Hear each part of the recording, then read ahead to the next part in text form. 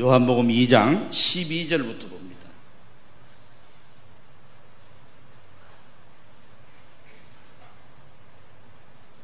요한복음 2장 12절부터 한 절씩 교독을 하십시다. 25절까지 교독을 하십시다. 그 후에 예수께서 그 어머니와 형제들과 제자들과 함께 가버나움으로 내려가셨으나 거기에 여러 날 계시지는 아니하시니라.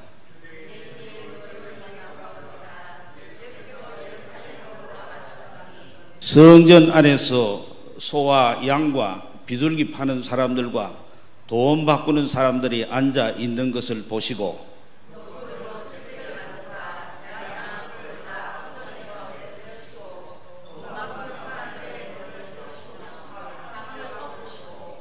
비둘기 파는 사람들에게 이르시되 이것을 여기서 가져가라. 내 아버지의 집으로 장사하는 집을 만들지 말라 하시니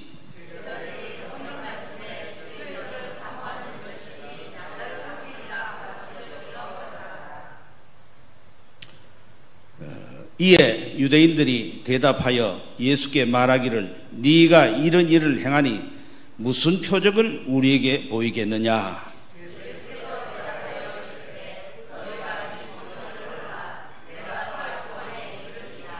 유대인들이 이르되 이 성전은 46년 동안에 지었거늘 네가 3일 동안에 일으키겠느냐 하더라.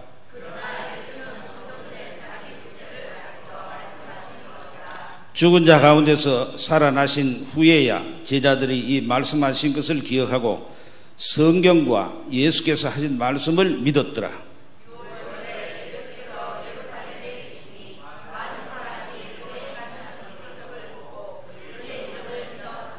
예수는 그의 몸을 그들에게 의탁하지 아니하셨으니 이는 친히 모든 사람을 아심이요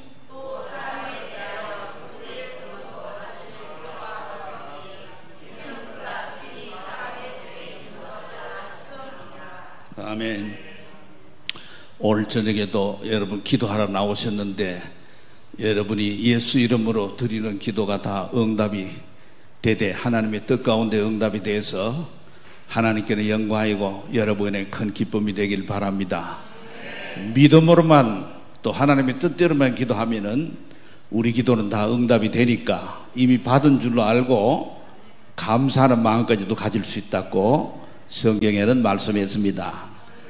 지난번에 요한복음 2장에 가나 혼인잔치에 대해서 말씀을 전거했는데 그 뒤를 이어서 오늘은 성전을 정화한 혹은 성전 정화 혹은 성전 청결 사건이라고 하는 예수님께서 성전에서 행하신 그 일들을 우리가 살펴보기를 원합니다. 여기 12절 말씀 보니까 그 후에 예수께서 그 어머니 마리아죠, 형제들, 예수님의 육신의 형제들이에요. 예수님의 제자들을 두고 하는 말이 아니고 육신의 형제들과 제자들과 함께 가버나움으로 내려가셨다가 이제 여기 13절 보면은 명절이 됐어요. 유대인의 유월절 이 절기를 요한복음에서는 대단히 중요하게 취급을 해요. 우리가 예수님의 생애를 할 때 공생애를 되게 짧게 보는 사람은 2년 6개월부터 길게 보는 사람은 4년까지 봐요. 그래서 우리가 보통은 예수님의 공생애는 30살부터 33살 하는 것은 성경 자체에 33살에 돌아가시고 부활했다 이런 얘기가 있는 게 아니고 요한복음에 나오는 이 유월절이라는 절기가 몇 번 있었는가 이렇게 보는 거예요. 이렇게 몇 번 나온단 말이에요. 그걸 보면은 넓게 잡으면 4년도 되고 좁게 잡으면은 2년 한 6개월도 되고 아무튼 한 3년이 그저 보편적으로 하는 유월절이에요. 유월절 여러분 기억나죠? 뭡니까? 출애굽할 때 그죠? 이스라엘 백성들이 노예 종살이 하다가 출애굽할 때에 어린 양의 피를 문설주와 임방의 출입문에다가 바르고 그 안에 가족들이 있으면은 죽음의 천사가 넘어가 버리죠. 패스오버, 유월, 천주교에서는 과월절이라고 그러는데 과나 유나 같은 뜻으로 되어 있습니다만은 그런 절기죠. 그래서 어린 양 예수의 피로 죄 사함을 받았다. 그거 우리 구원, 해방, 그것이 피로서 됐다는 걸 얘기하는 겁니다. 그죠? 그리고 여기 보면은 6월절이 가까워서 예수님이 예루살렘 가시는 거예요. 올라가셨다는 건 지리적으로 지대가 높은 데니까 올라가신 것이죠. 또 수도니까 올라가시기도 하고, 14절에 보니까 거기 가니까 성전 안에서 소, 양, 비둘기 파는 사람, 돈 바꾸는 사람들이 거기에 많이 앉아 있었습니다. 이걸 보고 예수님이 일대 폭행적 사건을 일으켰어요. 그죠? 그 왜 소, 양, 이런 비둘기 같은 거 있었습니까? 성전에는 뭐 하러 갑니까? 제사 드리러 가죠. 6월절에는 특별한 절기니까 제물을 바치고, 또 전국적으로 또 그 지역 지중해 연안에까지 있는 유대인들이 흩어져 산단 말이에요. 디아스포라 유대인이라고 하는데, 이게 말하자면은 교포들이에요. 우리로 치면 일본에도 있고 뭐 중국에도 있고 미국에도 있듯이 그런 사람들이 1년에 3차례, 신명기 16장 16절에 하면 1년에 3차례 이제 예루살렘 성전에 와서 제사를 지내는 거예요. 그 성전에 온 목적은 제사 지내라고 오는 거죠. 제사 지낼 때 뭐 필요해요? 제물이 필요하죠. 그 제물은 어떤 제물이어야 되느냐? 이건 흠이 없는 거라야 돼요. 그 먼 데서 오다 보니 그 아주 불편한 점이 많아요. 그죠? 오다가 다치면 그것도 안 되는 거고, 그죠?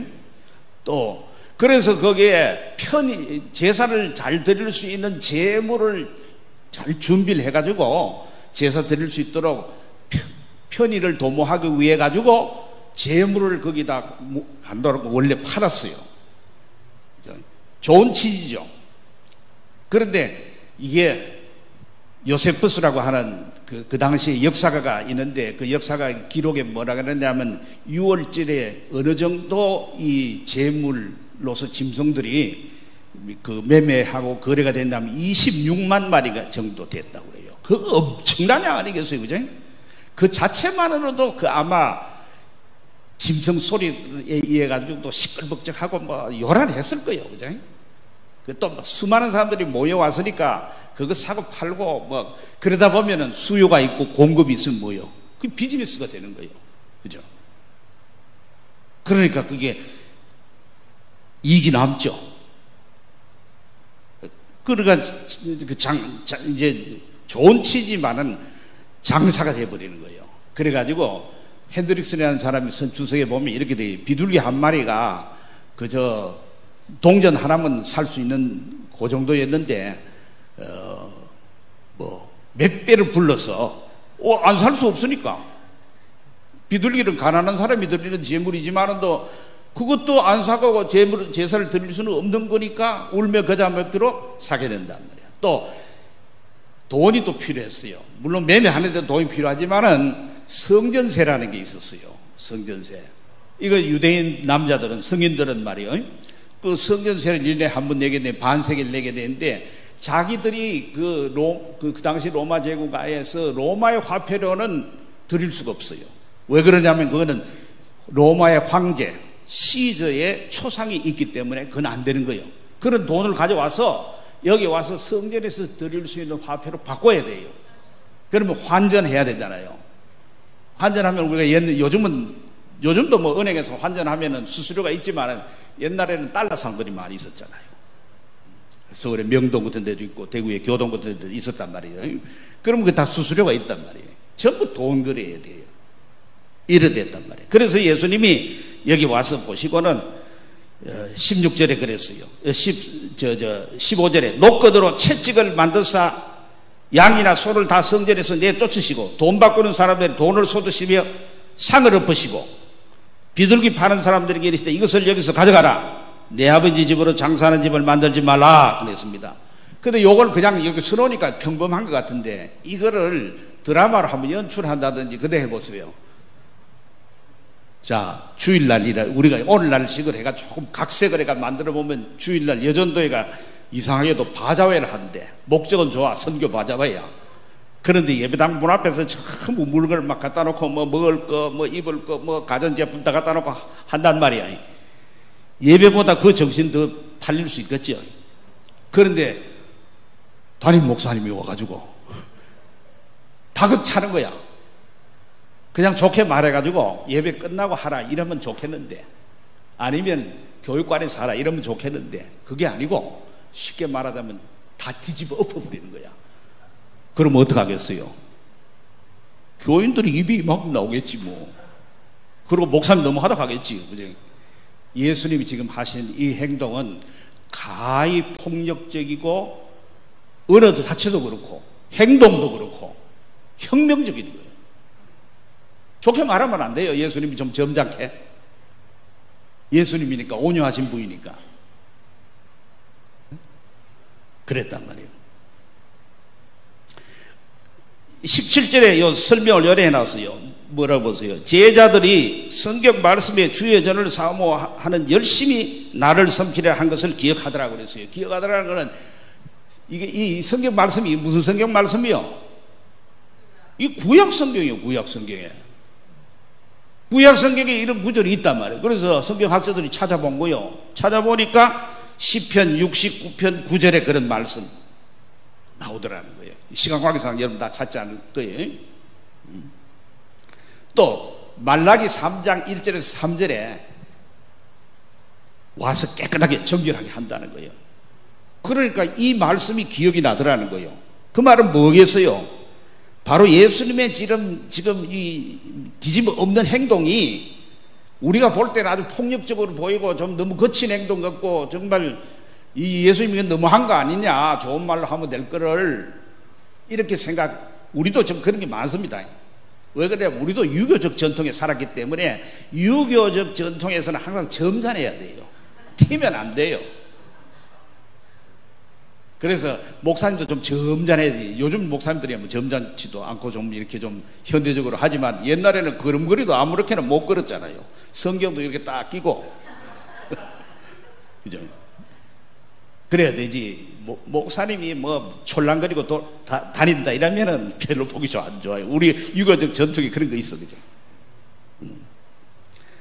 그런데 이것이 뭐라면, 구약 성경에서 메시아가 오시면은 바로 이런 일을 한다는 것을 이게 예언해 놨는데, 그것이 후에야 이게 나중에 깨달은 거예요.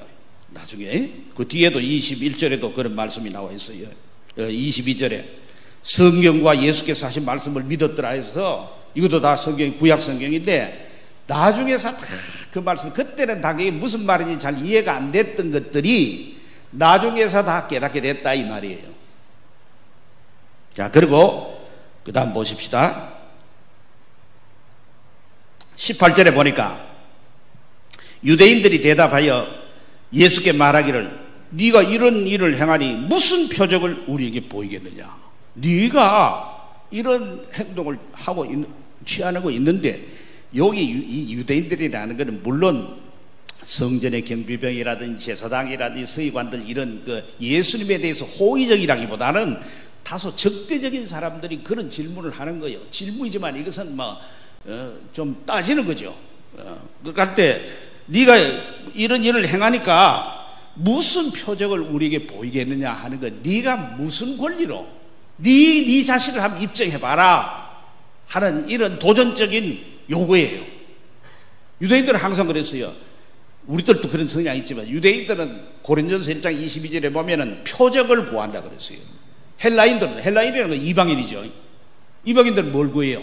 지혜를 구한다 그랬어요. 표적이라는 건 끊임없이 표적을 구하는 거예요. 뭔가 보여줘야 되는 거예요. 우리 신앙도 그런 사람이 있을 수 있어요. 자꾸 뭔가 눈에 보여줘야 돼. 실제적인 뭘 보여야 돼. 거기에 또 빠져가지고 그 능력을 행하니까. 요전에도 보니까 데이비드 착 하는 사람이 있죠. 그 얼마나 많은 그 청년들이 그 전 세계적으로 그 기도회 한다고 코로나 기간에 그게 했겠어요. 그지? 또 뭐 박성업 또 뭐 있더라? 뭐 하여튼 여러 사람이 있어요. 그런데 그런 사람들이 지금 전부 무리를 다 일으키잖아요. 이렇게 상식적으로 생각하세요. 물론 하나님은 어린아이를 세워서도 큰 이적도 행하고 능력도 행하고 정말 놀라운 일들도 할 수 있어요. 그렇지만 하나님이 일반적으로 그런 사람 지금 뭐 해야 되느냐면은 자기가 자기 신앙을 정립하기 위해서 신학교를 가든지 그래가지고 차근차근 자기 신앙을 다져가야 되는 사람들이에요. 그런데 뭘 하나 받았다 싶어가지고 다 은사들이거든. 그래가지고 막 해야 된단 말이에요. 저도 서점에 가보니까 서점 주인이 그 책을 권하더라고. 마지막 신호등인가 뭐 권하더라고. 아마 여러분도 읽어보면 뭐 있을 거예요. 그 책 여러분 아시다시피 다른 사람 거 50% 이상 다 뺏긴 거 아니에요. 그러고 계시받았다니까 그 벌써 거짓이요. 거짓이 들어갈 때는 뭐가 있냐면은 거짓의 아비인 사단이 일로 된 거예요. 우리는 막 능력 행하면 조금 거짓 들어간 거는 말이야 있을 수 있다 이렇게 생각하는데 그거 아니고 이미 거짓으로 출발하면은 그 자체가 다 거짓된 거예요. 거기 변할 거 없어요. 그리고 수많은 성도들이 순수한 마음으로 헌금을 얼마나 많이 갖다 바쳤겠어요. 그러니까 하와이에 뭐 50억인가 뭘 그럴 일이 할 일이 뭐 있겠어요. 그죠? 여기 뒤에도 그런 말이 있어요. 23절에 보면 6월절에 예수께서 예루살렘에 계시니 많은 사람이 그의 행하시는 표적을 보고 그의 이름을 믿었으나 그의 이름을 믿었다는 건 예수는 믿었다 이 말이요. 예수는 그의 몸을 그들에게 의탁하지 않아서 그들 안 믿었다 이 말이요. 이는 친히 모든 사람은 아시며 표적을 행하고 믿는 것이 있을 수 있어요. 표적을 행하고 믿을 수 있죠. 병이 나왔다. 뭐 처음으로 믿죠. 하지만은 표적으로 믿는 것이 다 올바른 믿음은 아니다 이 말이에요. 왜? 예수님은 하나님이시니까 다 아시잖아요. 예수님이 다 중심을 깨뜨려보고 누가 일러주지 않아도 말하지 않아도 다 아시는 분이니까 그분은 다 아시는 분은 누구요? 그 하나님이지. 그러니까 너희들이 나를 믿는 것 같아도 나중에 요한복음 6장에 가면 오병이어 기적 벌이잖아요. 아니 그래 보리떡 5개 물고 5,000명 모이고 12광주를 남으면 주식할 필요 뭐 있어요? 부동산 할 필요 뭐 있어요? 예수님 따라다녀가지고 뭐 5만 원만 넣어놓으면 매덕이 들어오고, 응? 그리고 또 나중에 또 추가로 또 얼마 또 배당금 준다 하는데, 응? 그런데 그 따라온 사람들이 너희가 나를 따라오는 거는 표적을 뜻 때문에. 그 교회 와서도 그래요. 올 때는 이런저런 목적으로 올 수 있어요. 아파서 병 나으려고 누가 데리고 올 때 당신 예배당 가서 목사님 안수 받으면 또 기도하면 병 낫는다 하고 데려와야지. 그 뭐 안 낫는다 그러고 데리고 안 낫는다 하면 오겠어요? 그래가지고 병 나는 수가 있잖아. 그러니까 믿는 수도 있고, 그러나 또 믿었다가도 또 갈 수도 있고. 그러니까 표적 신앙 한 소죠. 뭘 믿으면 좋아요? 지금 요한복음을 쓴 사도 요한이 저자라고 보는데 또 이 성경 말씀이 이루어진 것을 그대로 믿는 거예요. 또 성경 말씀도 그래요. 여러분 성경 말씀에 왜 이 성경에 나올 요한복음이 신약인데, 신약은 다른 성경에 비해서 늦게 써진 책 아닙니까? 그죠? 늦게 써진 책입니다. 그런데 불구하고 구약을 늘 인용을 해요. 구약의 선지자들이 혹은 모세가 다 예언해 놓은 거를 그걸 가지고 응했다 자꾸 이렇게 해요. 왜 그렇게 할까요? 그거는 사람의 심리가 그래요. 얘기를 해놓고 미리 그럼 그대로 이루어지면은 믿음이 생기잖아. 제일 뭐 엉터리 같은 얘기들이 꼭 보면은 이번에 대통령 누가 된다. 그전에는 잘 얘기 안 해요. 딱 끝나고 나면 어느 스님이 얘기했는데 이번에 누가 됐다 하더라. 맞췄다더라. 또는 누가 기도해가 맞췄다더라. 꼭 뒤에 나와요. 그 다음에 그러면 어떡하냐? 또 맞느냐? 안 맞아. 그 정도는 정치평론가도 할 수 있을 거예요. 그러나 일반적으로는 구약에 예언하고 그것이 이루어지는 걸 보면서 우리는 믿음을 갖기가 좋아요. 그래서 늘 그렇게 되어 있는 거예요. 그래서 여기 이제 무슨 표적을 우리에게 보이겠냐? 그 유대인들이 항상 표적을 구하는데 예수님께서 답을 뭐로 하셨냐면은 19절에 너희가 이 성전을 하라 내가 사흘 동안에 일으키리라 그랬어요. 이 성전을 헐라 내가 3일 동안에 일으키리라. 그래서 나중에 마태복음 마지막에 27장 40절이나 마가복음 15장 끝부분 29절에 보면은 이 성전을 헐고 사흘에 짓는 자여 그러고 자꾸 예수님에 대해서 조롱을 한단 말이에요. 그러니까 민간의 말이죠. 예수님은 성전을 헐고 3일 만에 짓는 자라고 하는 조롱 섞인 얘기들을 예수님을 향해서 나중에도 힐난조로 하는 거예요. 그런데 성전을 헐라 3일 만에 이렇게 예수님 없어 명령을 해가지고 너들 성전 3일 헐어라. 그 성전은 46년 동안에 지었다고 얘기가 나오죠. 20절에 보니 유대인들이 이 성전은 46년 동안에 지었거늘 네가 3일 동안에 일으키겠느냐? 이게 주전이요. 그러니까 한 20년 경부터 시작해가지고 예수님이 지금 활동한 것이 주후 한 26년, 27년 경으로 지금 추정됩니다. 왜냐하면 예수님이 탄생한 것이 우리가 뭐 BC라든지 AD 있죠. BC는 비포 크라이스트, 그리스도 탄생 전이라든지 AD는 아노 도미나 주 나신 후에라든지 이렇게 해가지고 그 기점을 잡는데 그러니까 서력 기원이 됐잖아요. 그죠? 서로 기억되지만 그 계산을 좀 잘못해가지고 한 4년 정도 차이가 난다고 그래요. 그래서 예수님의 대개 탄생을 주전 4년으로 봐요. 그렇게 하면은 이게 예수님 공생애가 30세니까 이렇게 4년하고 뒤에 붙으면 26년 아니면 27년경 정도로 봐요. 그런데 주전 20년부터 해가지고 27년이나 26년 하니까 46년 되잖아요. 근데 이게 언제 다 지졌냐? 60몇 년도에 다 지졌어요. 그리고 한 7년쯤 있다가 70년, 주후 70년에 로마가 쳐들어와가지고 디도 장군, 티투스라고 장군이 쳐들어와가지고 그 성전을 완전히 돌 하나도 돌 위에 있지 않을 정도로 그 안에 금부치가 들어있다 이런 소문이 나니까 그걸 전부 완전히 파괴 다 해버렸어요. 그 이후에도 그 성전을 지어보려고 온갖 노력을 다 하고 지금도 하고 있는 사람들이 있어요. 여러분 성전 그 지는 돈 어느 정도 들 것 같아요? 그 안 내부 자체는 지금 금덩어리입니다. 그 전부. 요즘 금값이 또 얼마나 비싸요? 그래도 돈 있는 사람들이 그걸 모아가지고 그 예루살렘 그 성전을 지었는데 아무데나 질 수 없잖아. 그러니까 그게 성전이 원래 있던 자리인데 그 성전이 원래 있던 자리가 지금 뭐냐면 이슬람 사원이 있던 거예요. 황금돔이라고 하는 이슬람 사원이 있는 자리란 말이에요. 그래가지고 그거 가지고 서로 자꾸 뺏으려고 이렇게 한단 말이에요. 그래가지고 무너진 다윗의 뭐 장막을 다시 세운다 그래가지고 거기서 제사 예물을 회복한다 이렇게 하는데 그거는 다 복음하고 상관없고 성경하고 상관없고 그건 이단이에요. 예수님이 십자가에 죽으시고 부활해서 다 제사를 완성하셨고 단번에 영원한 제사를 지내가지고 더 이상 제사 드릴 일이 없는데 다 마감 지켜놨는데 또 제사를 회복한단 말이에요. 그리고 또 구약으로 돌아가잔 말이에요. 여기 뭐 하나님의 정인회가 뭐가 안상훈 정인회 하는 거 뭐 6월절 뭐 아니 영원한 규례니까 지켜야 된다고 그러고 막 그러면서 6월절 뭐 예배들 6월절 예배를 6월절 지키면 6월절 지키는 규례대로 지켜야지. 6월절 아무데나 지켜야? 성전에 가서 지켜야지. 양을 잡아 지켜야지. 그러니까 그 수능틀인데도 사람들이 따라간다 이거.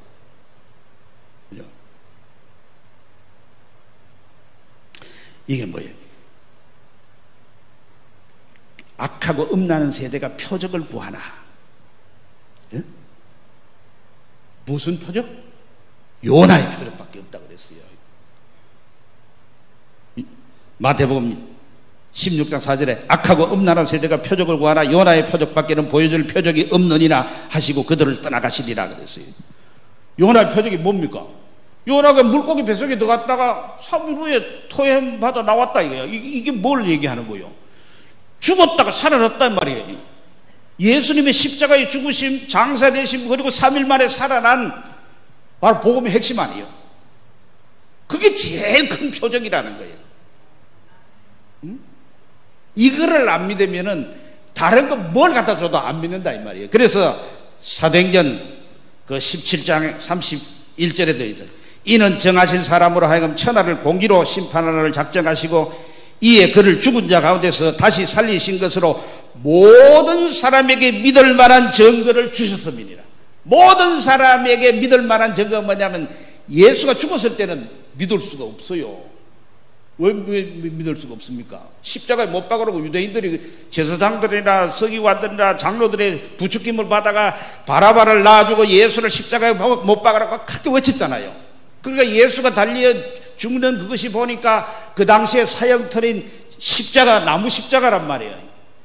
나무 십자가를 보니까 유대인들은 신명기 21장의 말씀 구약을 보니까 나무에 달려 죽는 자마다 저주의 죽음을 죽는다는 것을 생각하니까 아 맞다, 저자가 사람인데 자칭 하나님이라 그러니까 저기 사기꾼 아니냐, 신성 모독자가 아니냐, 그러니 하나님이 가만 안 두고 저주의 죽음으로 지금 나무 십자가에 달려 죽는 거다, 잘 죽는 거다. 그런 사람 가운데 하나가 누구요? 바울 아니요, 바울. 사울이라고 한 바울, 그죠?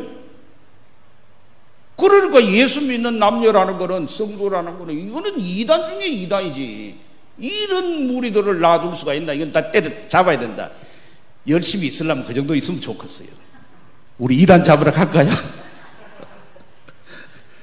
교회는 이단 잡으러 가는 게 아니고 신천지 들어오면 고발한다고 들어오지도 마라고. 신천지가 좀 들어와야지. 예? 들어와가지고 복음을 듣고 예수 믿어야지. 그래야 되죠? 좀 와야지. 그럼 그 사람들은 계속 그 있으면 돼.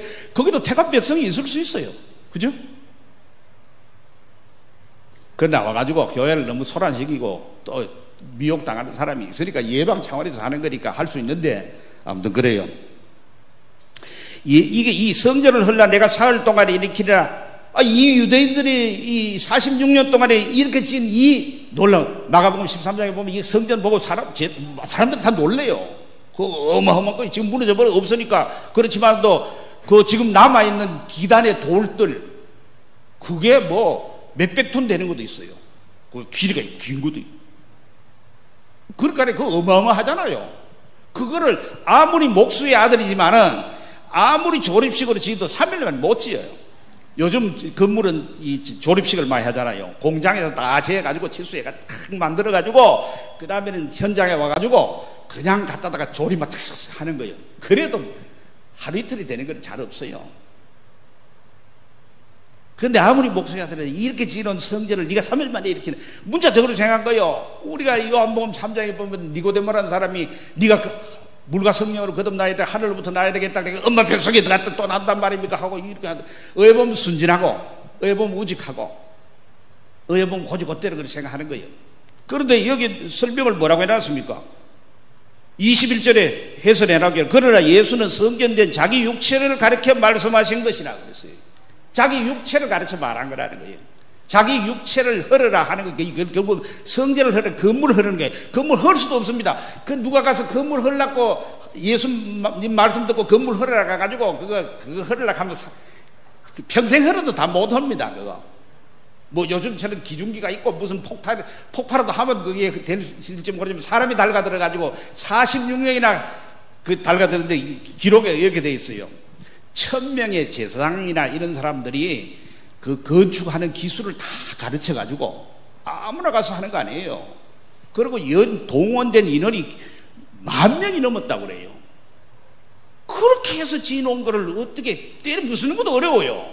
요즘은 공법이 발달돼 가지고 폭탄을 큰 높은 빌딩 같은 데 곳곳에 폭탄을 설치해가 보탄 스위치 하나 넣으면 싹 내려앉지만 이거 그 옛날 그게 허물기도 어렵거니와 허물도록 내버려 두지도 않아요. 누가 허물도록 내버려 두겠어요? 허물라고 망치 들고 쫓아다가면 그 성경 경비병들이 가만 놔두겠어요? 당장 잡아다 가지고 혼장을 맞겠지.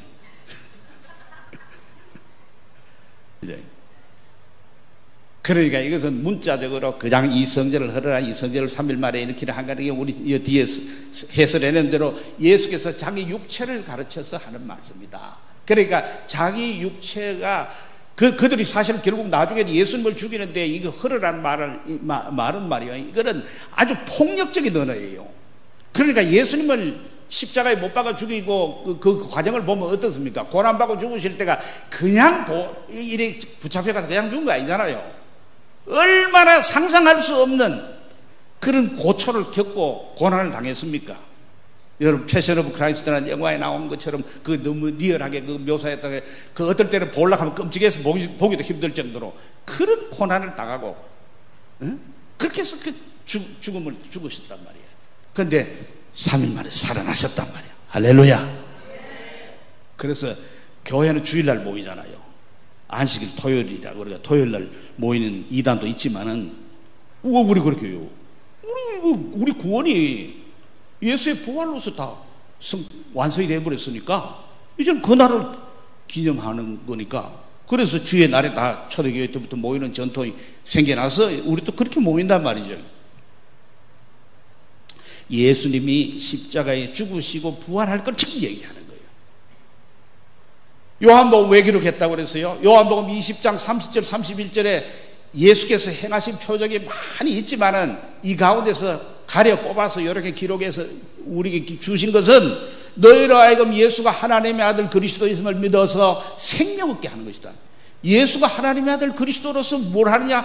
십자가에 죽으시고 부활하심으로 우리에게 구원의 생명, 영원한 생명을 주신단 말이야. 할렐루야.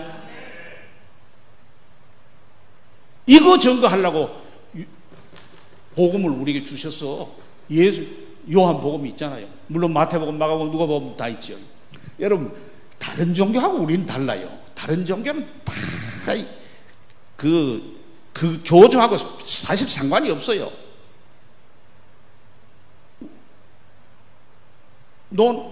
유교를 뭐 종교라고도 하고 철학이도 하지만 어떻게 종교라고 범죄에 넣는다 할지라도 유교는 공자님이 쓴 걸 없어요. 별로.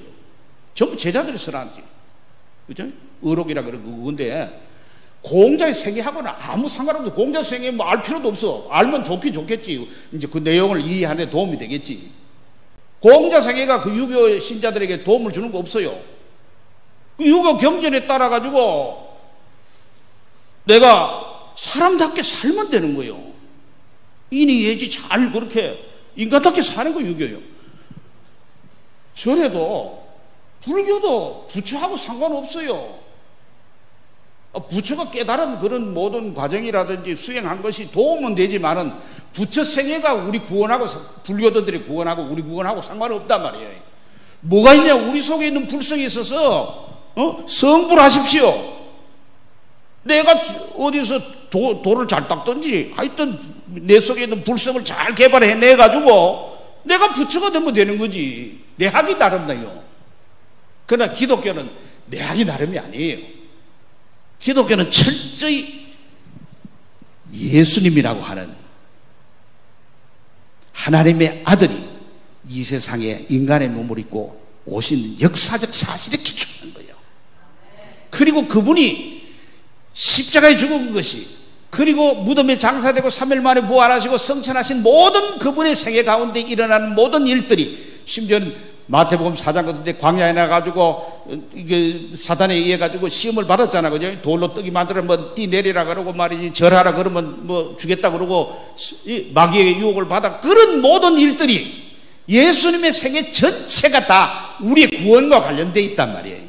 우리 구원의 근거란 말이에요. 특별히 그분이 우리가 죄인이니까 아담의 후손으로 죄를 가지고 났기 때문에 죄 문제를 해결해야 되니까 그분이 십자가에 우리 죄를 대신해서 대속의 죽음을 죽으시고 우리가 하나님 앞에 의롭다함을 받아서 나아가서 하나님을 예배하고 하나님께 기도할 수 있는 길을 여시기 위해서 부활하셨단 말이에요. 그분이 십자가에 죽으심과 부활하심이 그것이 우리 구원의 근거가 된단 말이에요. 내가 할 게 별거 없어요. 우리 교회도 하면 어째야 되는데요? 어쩌긴 어째? 어떻게 해야 하나님의 일을 하는데? 요한복음 6장에 나오죠. 하나님의 아들 예수를 믿는 것이 일이다. 여러분 성경을 우리가 큐티하면 적용하잖아요. 적용을 하면 꼭 우리는 이렇게 돼 있어요. 오늘 이 말씀을 듣고 뭘 할까 자꾸 생각해요. 뭘 하라고 하세요. 그런 말씀을 주신 거는 믿으라는 거야. 믿는 것이 제일 큰 적용이에요.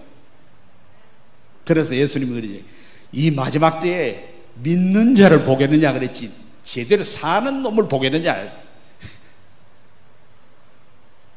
물론 제대로 살아야지, 뭐 엉터리로 살아서 되는 건 아닌데, 바로 믿으면 바로 사는 거지. 바로 안 믿는데 뭐 바로 사는 건 있다, 그런 거 없어요.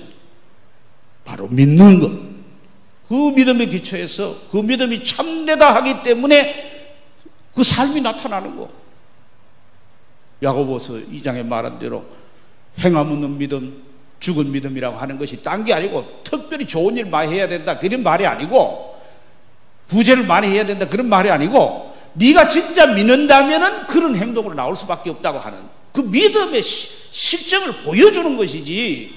그게 무슨 뭐 믿는 거는 이래 믿고 뭐 행동은 이렇게 좋은 일 많이 하면 구원받는다, 잘 믿고 바로 믿고 바로 행동해야 돼, 이 안에 천주교는 믿고 신덕을 사야 되지만은 우리는 오직 믿음이에요.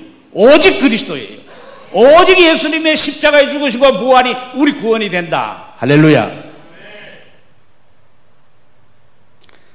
이게 제일 큰 표적이에요. 이것을 갖다 주고도 안 믿으면 방법 없음.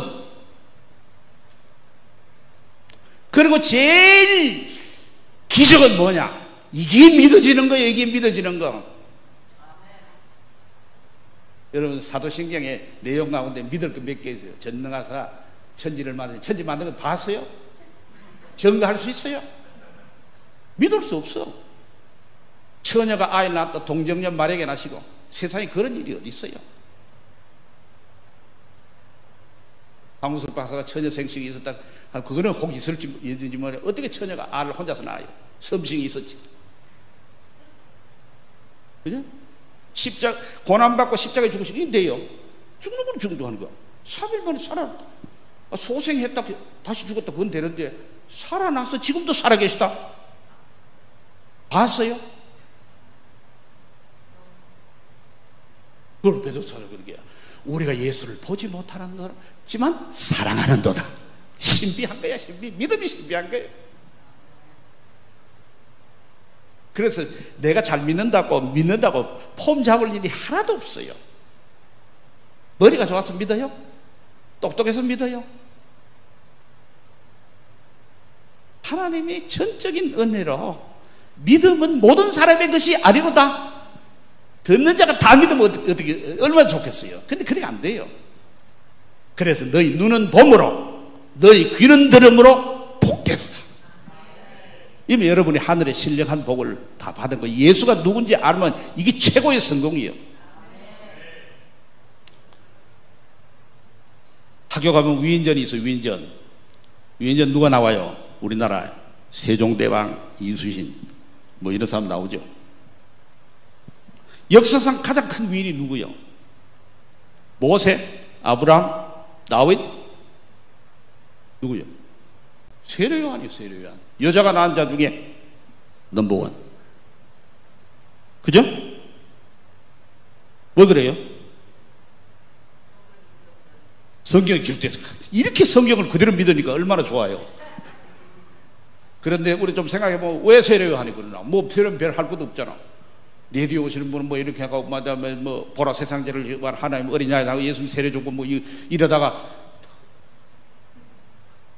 헤롯 뭐 빌림이 뭐 어떻게 하고 불륜 관계를 갖다 폭로하고 달라들다가 쟁반에 목이 날아간 사람인데,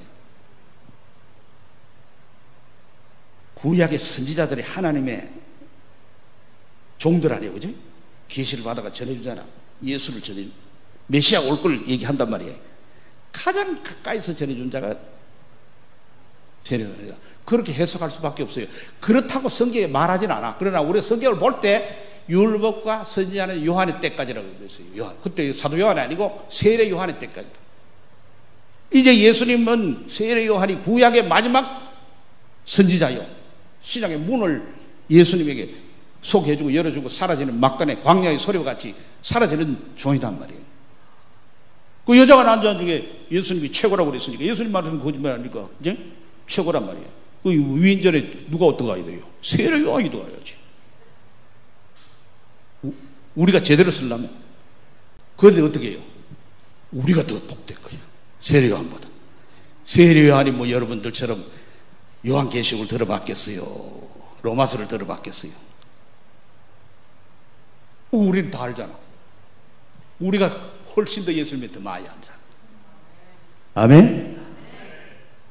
우리가 더 복된 거예요. 우리가 더 위인이야.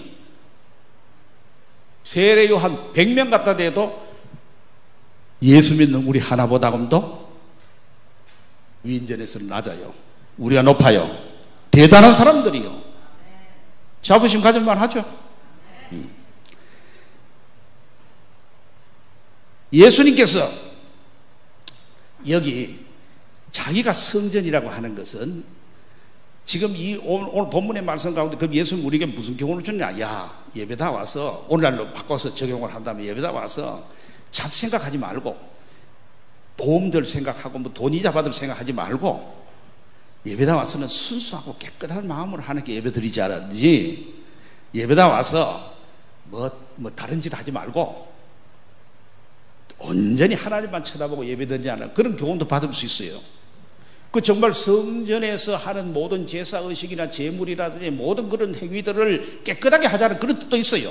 그러나 그를 하기에는 이것이 그 정도의 끝이 아니에요. 뭐냐면 예수님이 이렇게 하신 것은 이제는 구약의 율법으로 통해 얻은 그 모든 제도와 이런 그 성전이라든지 이런 모든 것을 다 끝장내고 새로운 시대가 지금 열려서 이제는 성전을 없애고 자기가 새로운 성전으로서 새로운 성전을 건축하겠다는 뜻이 그 속에 있고 그것을 앞으로 하시겠다는 그걸 지금 얘기하는 거예요. 뭐냐면 이런 것입니다. 요한복음 1장에 한번 가봅시다. 2장이니까 앞에 보면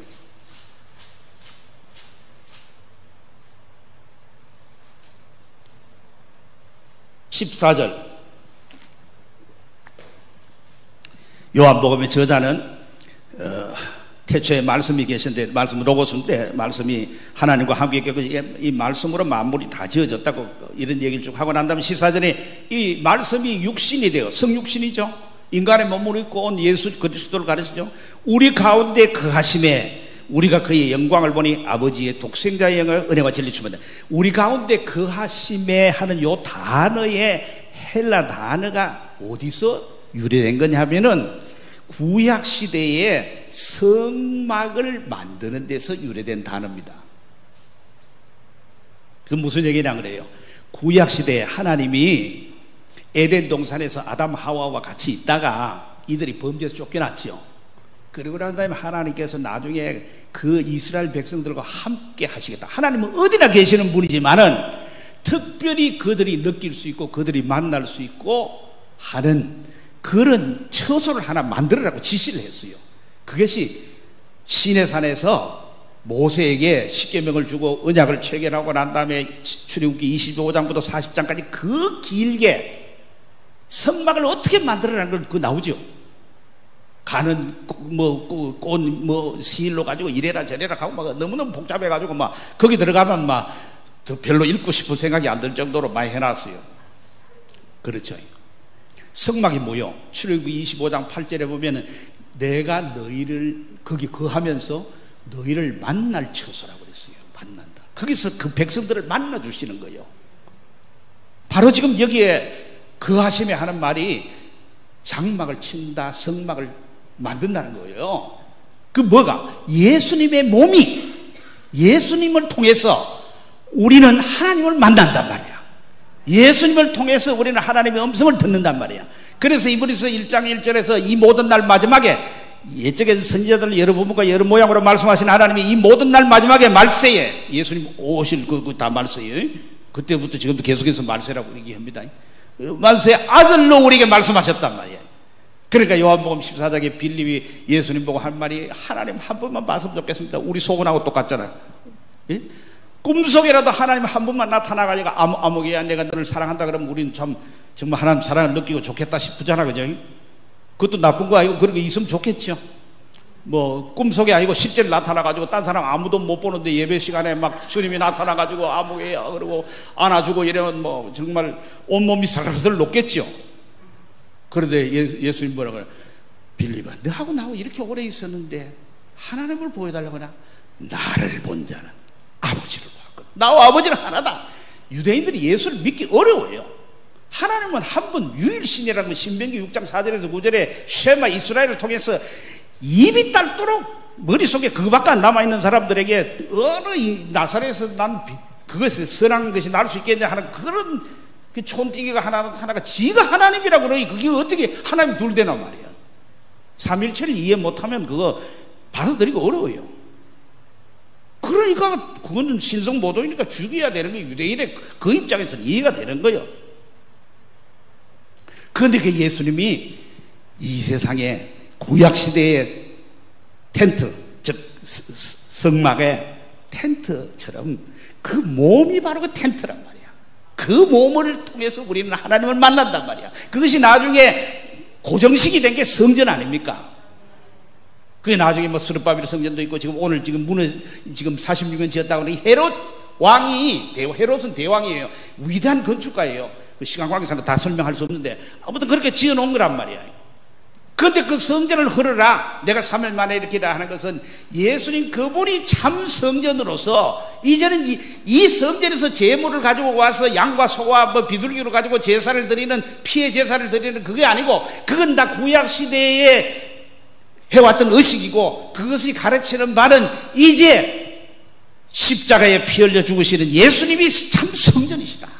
그리고 그 성전을 너희들은 십자가에 못 박아 죽이지만 내가 3일 만에 살아난다. 하나님이 나를 3일 만에 살린다. 그래서 사도행전 2장에 베드로가 오순절날에 그거를 뭐라 그랬냐면 너희가 십자가 못 박아 죽인 예수를 하나님이 살리셔서 주와 그리스도가 되게 하셨느니라. 이제는 누구든지 회개하고 예수 믿으면은 성령을 선물로 받는다고. 그리고 외치가 그날에 믿는 자가 3,000명이 되고 말이야. 그렇게 돼서 초대교회가 그렇게 부흥된 거 우리 보지 않습니까? 응? 이 예수님이 십자가에 죽으시고 부활하심으로 말미암아서 우리에게 뭘 보내줘요? 보혜사 성령을 보내주신단 말이야. 내가 가는 것이 너에게 유익이라. 보혜사 성령이 누구냐? 하나님의 영이요 곧 그리스도의 영, 예수의 영이란 말이야. 조금 있으면 너희가 나를 보게 된다는 게 뭐요? 조금 있으면 가는 게 이거 2000년이나 됐는데 아직 안 하는데 뭐 이거 죽게서 하루가 1000년 같고 1000년 같으니까 기다려야 된다 이 말이요? 아니에요. 제자들을 보고 하는 얘기예요. 바로 제자들이 언제까지 1000년 2000년 살 겁니까? 얼마 살도 죽어야 되지. 다 순교했는데. 그는 뭐예요? 그의 영인 예수의 영인 성령으로 그들 속에 찾아오신 거예요. 응? 그래서 성령으로 찾아오시면 예수님이 거기에 있으면 예수님이 성전이니까 거기에 속한 거기에 붙어있는 모든 자들이 성전이 되는 거예요. 그래서 고린도전서 3장 16절에 뭐예요? 너희는 하나님의 영이 성령이 거하는 성전인 줄 알지 못하느냐 말이야. 우리가 성전이라 오늘날. 응? 예수님이 우리 속에 계신단 말이에요. 계신다가 제가 어릴 때 그렇게 생각했어요. 나라 가슴이 이렇게 참새 가슴인데 예수님이 그 덩치가 30살인데 됐다 내보다 훨씬 덩치 큰데 왜 여기 들어와 계시는 거? 이해가 안 가서 니고데모처럼 생각한 거지. 나중에서 알고 보니까 성령으로 계시더만. 그런데 예수님이 들어와 계신다고 그러길래 마음을 열망하길래 나는 또 가슴을 어떻게 이거라 뭐 의사가 절개를 하나 이거 이래 생각도 했어. 참 우직한 생각을 했지. 예수님 마음에 모시면 그것이 예수님 성전이야. 우리가 그거 붙었는데 성전이요. 그래서 우리가 육신으로 죄를 짓게 되면 성전을 더럽히는 것이니까 죄 짓지 말라고 우리 얘기한 거예요. 그래서 바울의 교회론 가운데 에베소서 2장 20절에 21절 보면 유대인과 이방인들이 예수님의 십자가를 통해서 화평케 되고 화목케 돼 가지고 성전으로 지어져 간다 그렇게 되었어요. 우리는 지금 성전으로 지어져 가는 성전이야. 지어져 간다는 건 언젠가 완공될 날이 있다. 언제? 주님이 재림하실 그때. 그런데 요한계시록 21장에 보면 요한계시록은 찾기 좋으니까 한번 찾아봅시다. 저 뒤에니까 뭐 쉽게 찾잖아요.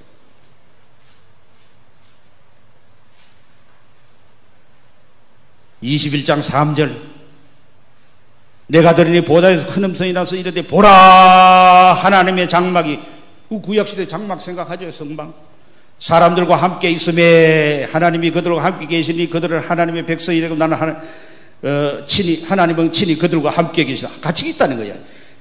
예? 그런데 거기에 22절 보세요. 22절. 성 안에서 내가 성전을 보지 못해서 성전이 없어졌어. 없어. 거기 없어. 이는 주 하나님 곧 전능하시니와 및 어린 양이 그래서 어린 양이 누구요? 예수 그리스도 아니에요. 거기서 하나님이 성전이라. 예수 그리스도가 성전이라. 그러니까 성전이 다시 없어요. 누가 성전입니까? 새 예루살렘 내려오는 그리스도의 어린 양의 신부인 우리가 성전이란 말이야. 예수님과 더불어 같이 있으니까 거긴 따로 성전이 있을 필요가 없어. 그죠? 우리가 성전을 그때가 완성되는 거예요. 완성돼. 우리는 그 완성돼 가는 과정에 지어져 가고 있는 거예요. 뭘 통해서? 하나님 말씀으로 지어져 가고 예수님과 교통하면서 지어져 가고 우리가 그 성전의 벽돌이 하나씩 어떻게 차곡차곡 쌓여져 가요? 우리가 예수 그리스도의 복음을 전가함으로 말미암아서 한 영혼이 하나님의 품으로 돌아오가 예수님을 마음에 모시면 그 성전의 벽돌이 하나하나가 되는 거예요. 응?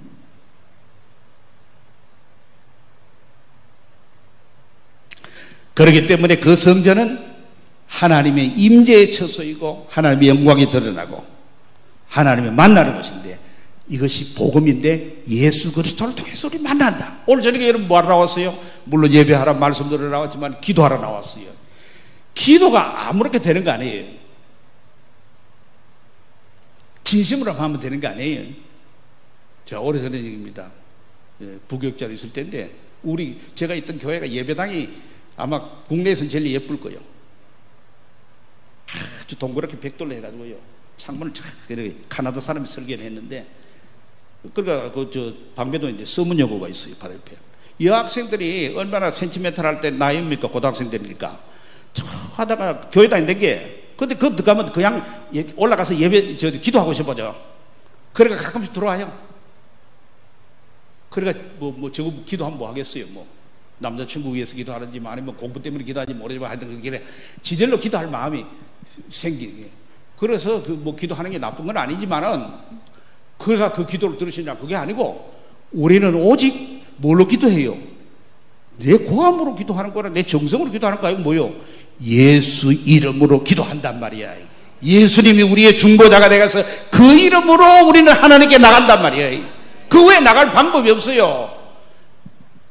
그러니까 이 세상에 다른 사람들은 이게 나라를 위해서 구국 법회를 하는데 스들이 모여가지고 막 아무리 목탁을 두드리게 해봐도 그거는 죄맞이 있는 거예요. 그러나 보잘것없는 믿음을 가지고 겨자씨 하나는 믿음을 가지고 저 뒤에서 앞자리 가기도 목사님 보기 미안해 부끄러워, 장로님 보기도 미안해 부끄러워.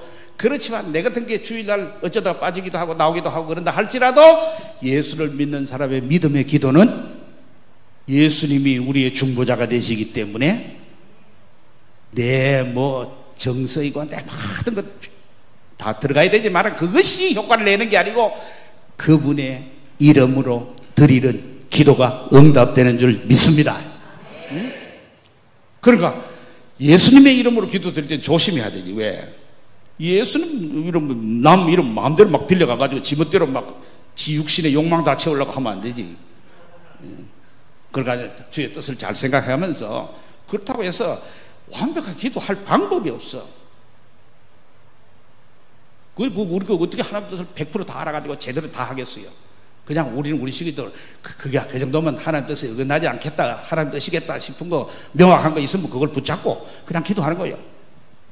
기도하다 보면 하나님께서 야, 네 그 생각은 그건 잘못된 거다 하고 고쳐주기도 해요. 다.